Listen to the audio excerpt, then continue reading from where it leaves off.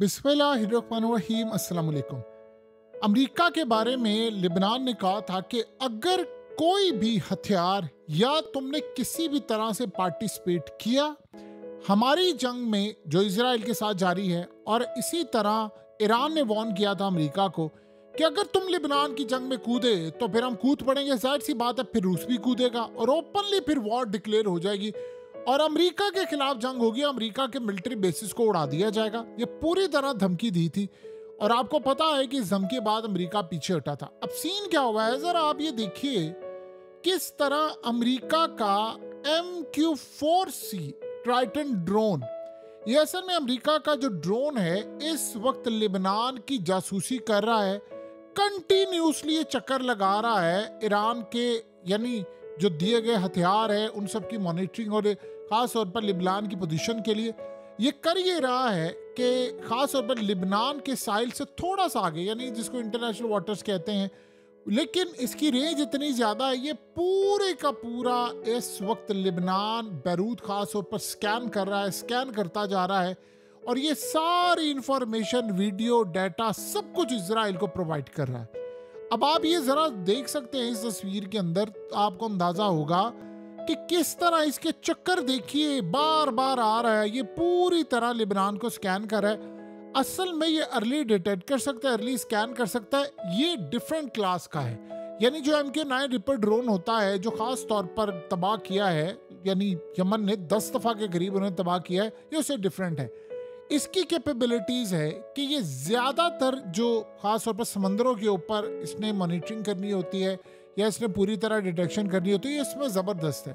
तो इसकी सलाहियत जासूसी के पॉइंट ऑफ व्यू से ज्यादा बेहतर है। और वैसे भी MQ-9 की सूरत हाल ही है कि उसको कई दफा गिरा दिया गया है, तो इन्होंने ये एडवांस वर्जन जो है वो उसका बेहतर है, यानी जो जासूसी में इंटेलिजेंस मालूमात इकट्ठी करने में उसको लॉन्च किया है। अब ये पूरी तरह जासूसी कर रहा है, यानी पूरी तरह मॉनिटरिंग कर रहा है लिबनान की और सारी इंफॉर्मेशन दे रहा है इस वक्त इसराइल को। आपको पता है कि आज सिर्फ इसराइल ने 180 टारगेट्स लॉक किए हैं लिबनान के अंदर। 180 टारगेट्स, ये वो टारगेट नहीं है जो कल उन्होंने बिल्डिंग गिराई थी या खास तौर पर हिजबुल्लाह के जो लीडर बेसमेंट के अंदर सारी मीटिंग कर रहे थे उनके लीडरान को मार दिया। ये डिफरेंट है। उससे पहले भी जो हमला किया था ये भी उससे भी बिल्कुल डिफरेंट है, यानी ये टोटली जो सूरत हाल है वो बिल्कुल अलग है। और आप इसका अंदाजा यहाँ से लगा सकते हैं कि इस वक्त सूरत हाल इतनी ज्यादा खराब हो गई है कि लिबनान ने अब गालिबन अमेरिका के ऊपर हमला करना है और ये सूरत हाल अब ज्यादा देर तक चलने नहीं वाली। अमेरिका बाकायदा इस जंग में कूद पड़ा है, चाहे वो, यानी आप देख ले गजा, आज अमेरिका बड़े आंसू बहाता है। ये सबसे बड़ी बर्बरियत अमेरिका ने की थी। अब आपको ये बात समझ आई है जो रूस ने बात की है, सही कहा था रूस ने और चाइना ने कहा था कि अगर फसाद की जड़ इस पूरी कायनात में कोई है तो वो अमेरिका ने कहा था ईरान को भी कि आपने अगर हाथ तोड़ने तो अमेरिका के तोड़े, आप अमेरिका पर हमला करें। ये इसराइल की तो औकात ही नहीं है कि वो खड़ा हो सके, अमेरिका पीछे हट जाए तो इसराइल तो तबाह हो जाएगा। आपको याद होगा इसराइल के एयर चीफ ने भी ये बात की थी और खास तौर पर इसराइल की सिक्योरिटी के चीफ ने भी ये बात की थी कि अगर अमेरिका हमारी मदद ना करे तो हम तो 2 दिन जंग भी ना लड़ सके। अब आप सोचे जरा कि 160-70 अरब डॉलर्स से जायद इस वक्त इजराइल ने इस जंग में झोंक दिया है और वो पैसा कहां से आ रहा है? अमेरिका ने दे रहा है। हम बेवकूफ़ों की तरह ये इस्लामिक वर्ल्ड के अंदर अभी तक लगे हुए हैं मैकडोनल्ड्स का बाइकआउट करने, वो हम कोको कोला का बाइकआउट कर रहे हैं, फलाने का बाइकआउट कर रहे हैं। हम लोग चूंकि पैदाइशी हम लोग जज्बाती होते हैं और दिमाग हम लोग का सही तरह काम नहीं करता, सारा वर्ल्ड भी बाइकआउट करता रहे ना, टके का फर्क ना पड़े इनको फर्क ही नहीं पड़ता। अब आप बताएं कि सारी सूरत हाल में फर्क कब पड़ता है?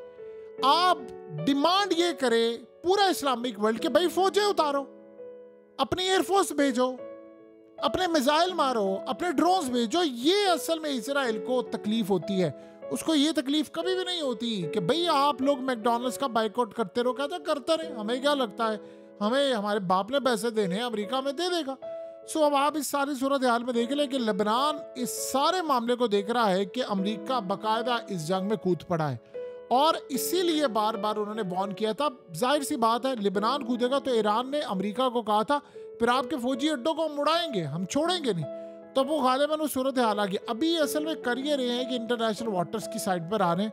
अब अगले लेवल पर उन्होंने जाकर पूरी तरह बैरूत के अंदर और यहाँ पर स्ट्राइक करने में किरदार अदा करना है और आप ये देखेंगे कि इसराइल अब करना क्या है, इसराइल इनको पुश कर रहा है कि आप हमें हथियार और चीजें नहीं, आपने लड़ाई के लिए हमें अब साजो सामान देना है। आपको पता है कि यमन ने ऐलान किया है कि उनकी फौजें अब डायरेक्टली इसराइल से लड़ाई करने के लिए जा रही हैं। यानी ये उन्होंने क्लियर नहीं बताया कि वो जाएंगी कैसे। जाहिर सी बात है, इम्कान ये है कि वो लेबनान की साइड से जाएंगी या जैसे भी घुसेंगी। इसका मतलब है कि पहले एयर स्ट्राइक होंगे लेबनान की जानिब से और यमन की जानिब से। यमन ने अगर एयर स्ट्राइक करना है, इसराइल का प्रोग्राम सारा डिसेबल करना है, जैम करना है, सिस्टम तबाह करना, तभी ये काम हो सकता है ना। अदरवाइज तो आप ऐसे मुंह उठाकर फौजें लेकर जाएंगे, एक स्ट्राइक करेंगे, सारे मार देंगे। तो वो ये काम करने के लिए जा रहे हैं और यमन के अंदर ये कैपेसिटी है, वो ये काम करेंगे। सो अब ये जान जोखों का काम होगा, मुश्किल काम भी होगा, लेकिन वो लड़ने के लिए जा रहे हैं। तो इन्होंने अब गालिबन प्लान ये किया है कि सारी जासूसी और सारे का सारा मामला जो है वो इस वक्त प्रोवाइड करे। तो अगर ये लड़ाई करने के लिए जाएंगे तो फिर जाहिर सी बात है इनके खिलाफ भी अब जंग छिड़ जाएगी। सो अब आप ये देखें कि इस वक्त प्यूटिन गए और उनको जाकर ड्रोन्स जो बन रहे हैं, मैन्युफैक्चर हो रहे हैं, यानी जो मैन्युफैक्चरिंग इस वक्त चल रही है उनकी फैक्ट्रीज में, वो पूरी तरह दिखाएगी कि देखिए ड्रोन्स है। और वहाँ पर गालिबन इस वक्त जो सूरत हाल है कि 5000 के करीब ड्रोन्स डेली बेसिस पर इस वक्त रूस बना रहा है। और ड्रोन्स की कमी काफ़ी ज़्यादा है इस वक्त पूरी दुनिया के अंदर, आपको पता है जंग ही इसी की छिड़ी है। तो ईरान इसमें अच्छा खासा पैसा भी बना रहा है, ईरान की कैपेसिटी भी बड़ी कमाल की है, वो भी अपने ड्रोन्स दे रहे हैं।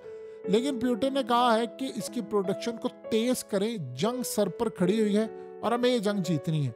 और जाहिर सी बात है इस सारे मामले के ऊपर अब अगर अमेरिका इस लेवल पर कूदेगा तो ये ड्रोन जो हैं वो फिर हिजबुल्लाह के पास भी आएंगे और वहाँ से भी लड़ाई होगी।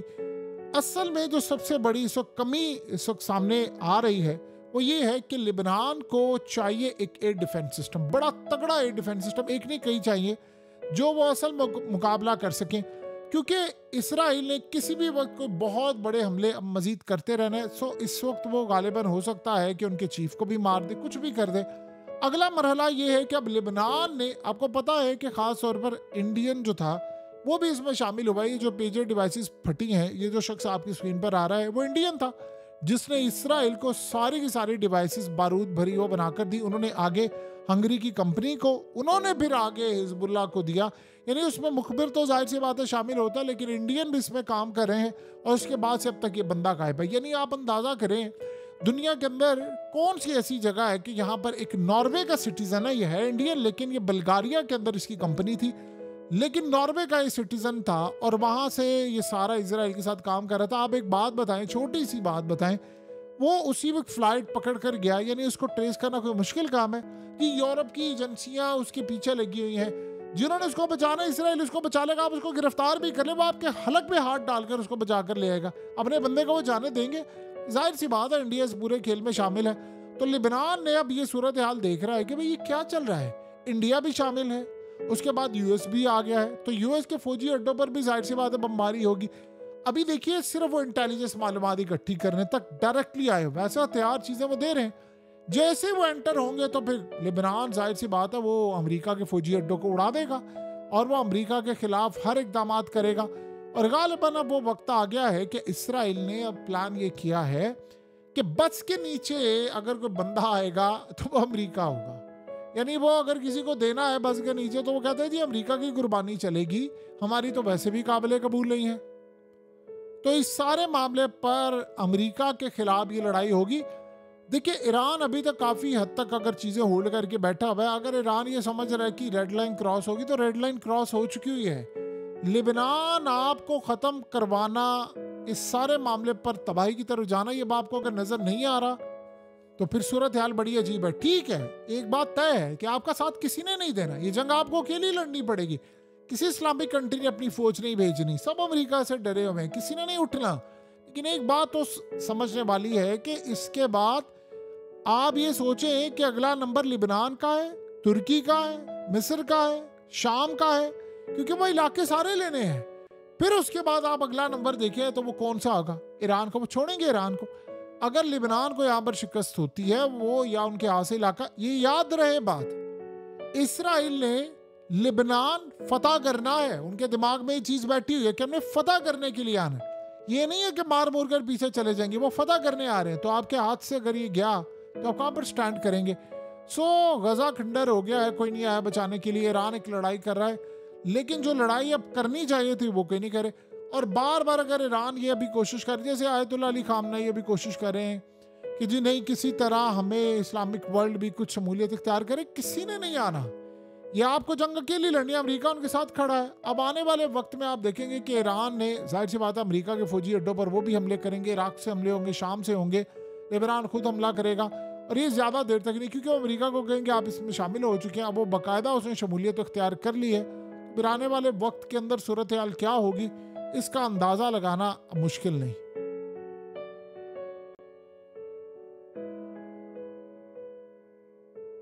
हकीकत टीवी को सब्सक्राइब करना मत भूलें, वीडियो को लाइक करें, शेयर करें और कमेंट सेक्शन में अपनी राय का इजहार ज़रूर करें।